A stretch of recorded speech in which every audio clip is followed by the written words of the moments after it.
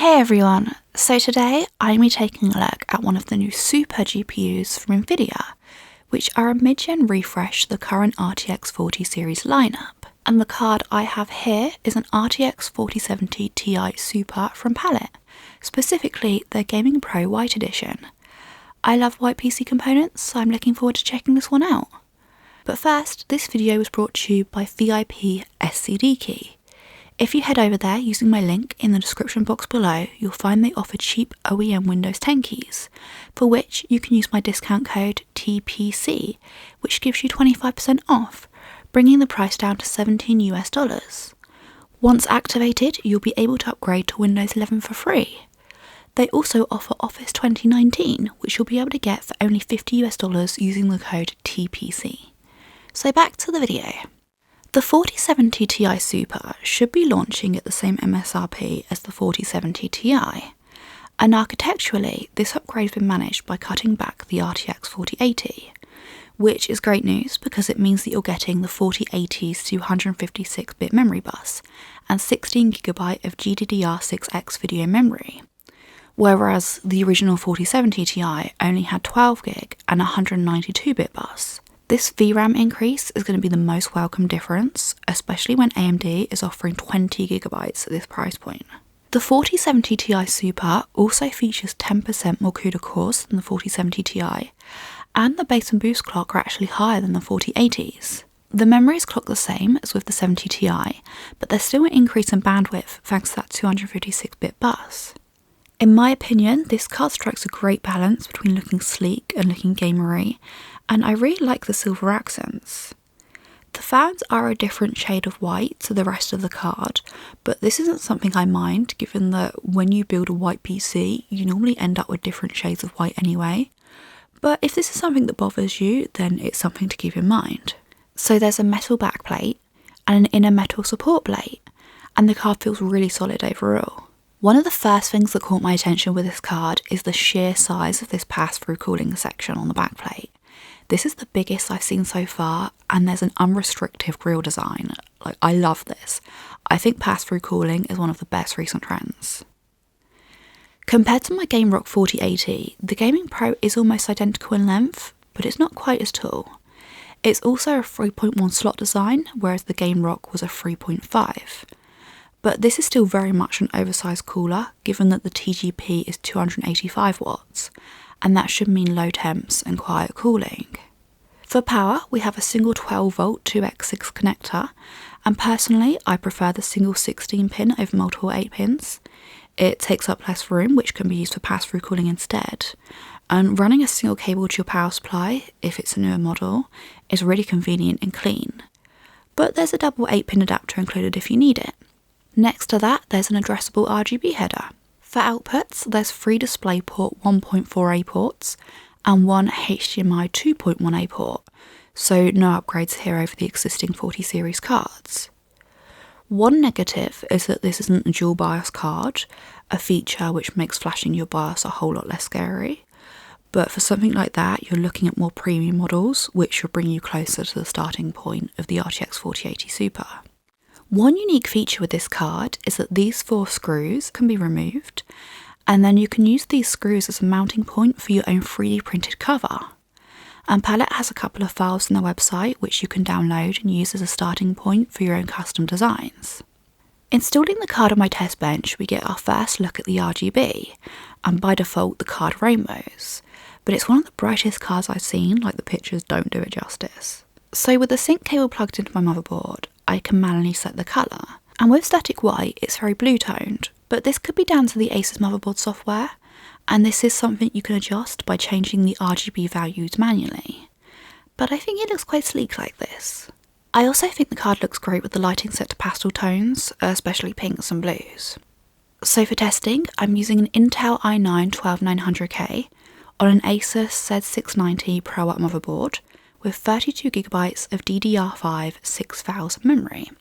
And for comparison, I'm going to be testing against an Asus ROG Strix OC RTX 4070 Ti, a Palit GameRock OC RTX 4080, and from AMD, an Asus TUF OC 7900 XTX, Unfortunately, I don't have access to a 7900 XT, which would have been a more appropriate comparison based on pricing.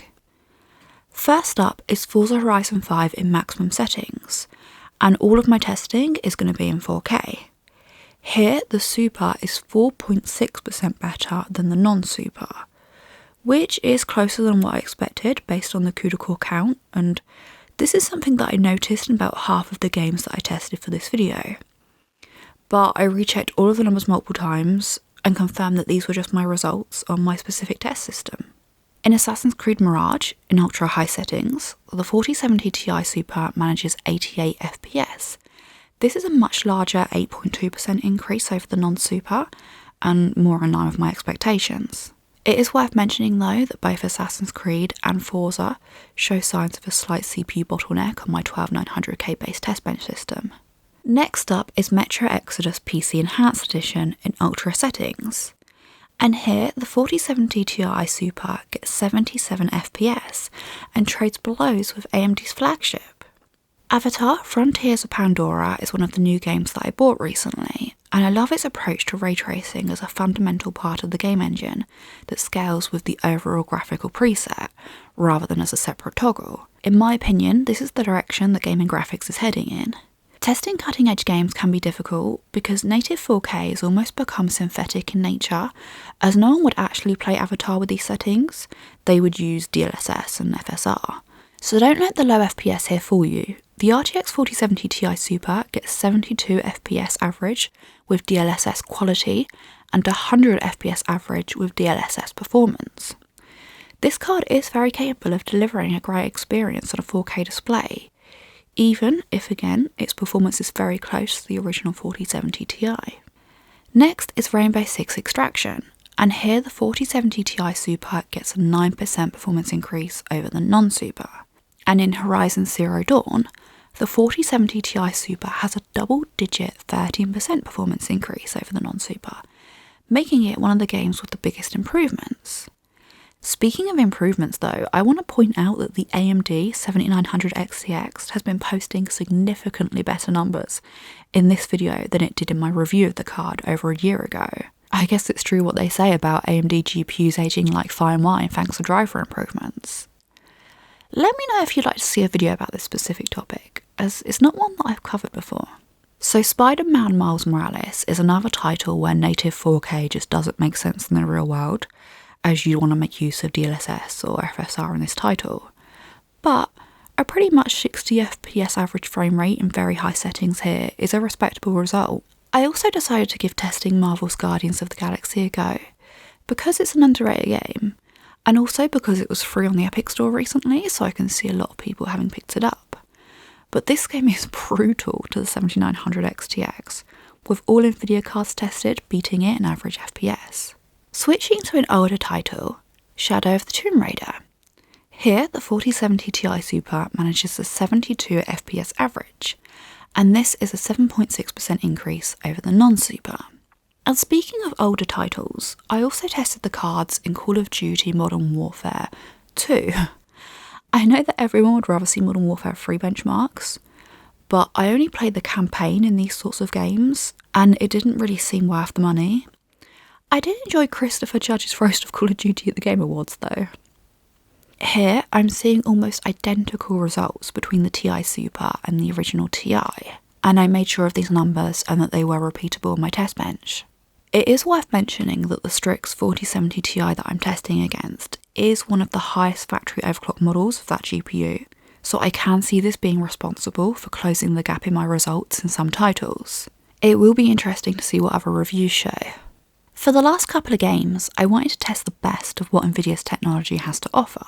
So I used DLSS performance and DLSS ray reconstruction to test both Cyberpunk 2077 and Alan Wake 2, with path tracing on and other settings set to high. I also added a ROG Strix RTX 4090 to the comparison, just so we can see how the more affordable high-end cards compare to the top model. In Cyberpunk 2077, the RTX 4070 Ti Super gets 47 FPS, and I think most sensible people would lower some of the settings to improve the frame rate. Even the RTX 4090 struggles here. Turning DLSS frame generation on though, the performance increases to 72 FPS on the 70 Ti Super. And I actually really like frame generation in this title, and I would definitely use it here. However, it's important to keep in mind that whilst a generated frame does get you smoother visuals, it doesn't give you a reduction in latency like a normal frame would. In Alan Wake 2, the 4070 Ti Super gets an average of 61 FPS. Again, this is playable, but not high enough that I think people would play with these settings instead of just lowering them. Frame generation is an option here too, but personally, I find it to have some visual anomalies that can be distracting during faster movements, so it's not as easy for me to recommend as it is with Cyberpunk. With both of these path tracing benchmarks, you can see that cutting edge graphics requires cutting edge hardware, and while it is impressive that the 4070 Ti Super can manage this at all, I would consider the upcoming 4080 Super at the least, if I didn't want to compromise on graphical settings in 4K in titles like these. But keep in mind, there's very few games out there that are this intensive. But as expected, whilst gaming, the Palit GamingPro OC remains cool and quiet. It might actually be a contender for the quietest air-cooled cooler that I've ever tested, but that's only a subjective initial opinion, and I don't have any testing data to back this up. But this is unsurprising given the oversized cooler and low power draw. In games, using Remedy's controller as an example, it ran at around 2700 MHz and a reported 284 watts of GPU power usage, with around 415 watts of total system power drawn from the wall. This is about 20 to 25 watts more than the original 4070 Ti, but remember that I'm comparing entirely different partner models here. Overall, the RTX 4070 Ti Super is a capable 4K gaming GPU, and this of course means it could handle lower resolution gaming with ease. Nvidia has ticked off every upgrade I could have realistically asked for of the original 4070 Ti, especially with the VRAM increase. But with that said, the 4070 Ti came out over a year ago, and what would have been amazing a year ago is a lot less impressive now, when we're presumably at least halfway through the 40 series generation. So in terms of recommendations, I think that if you're looking to spend this kind of money on a GPU now, at the start of 2024, then I have no problems recommending you the RTX 4070 Ti Super. I think it's a great card. However, if you're watching this video later in the year, or you can just manage with your current hardware for a bit longer, then I think you should consider if it's better to wait for the next generation of GPUs instead. And of course, we haven't seen how the 4080 Super performs yet, so if your budget can stretch to that, then you should hold off until reviews are out before making your decision. And as for this specific model, this is the third RTX GPU I've taken a look at from Palit now, and the cards have always impressed me. The same is true of this card, the GamingPro. I really like it, and I think it's the perfect card for a white theme build, which I'm now feeling kind of motivated to make one. So yeah, if you like this video, please hit the like button. Don't forget to subscribe if you haven't already and you want to see more videos. Thank you so much to my incredible patrons, and thank you all for watching. Goodbye.